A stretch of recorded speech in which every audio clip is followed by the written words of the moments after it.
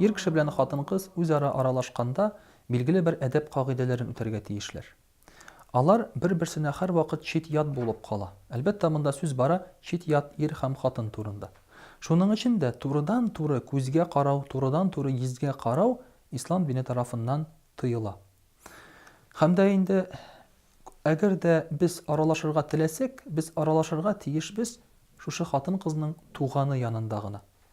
Ә менә телефоннан, я булмаса язышу аркылы бер караганда турыдан-туры карау юк. Әмма шушы аралашкан вакытта син кирәкмәгән темаларга кирип китеп, сезнең арагызда оят пәрдәсе төшәргә мөмкин.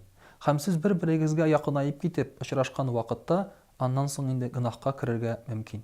Шуның өчен дә билгеле бер язылышу чаралары аркылы аралашу киңәш ителми. Катгый рәвештә тыелмаса да киңәш ителми. Чөнки бу үз чиратында зуррак гынахларга китерергә мөмкин. Аллаһу акбар.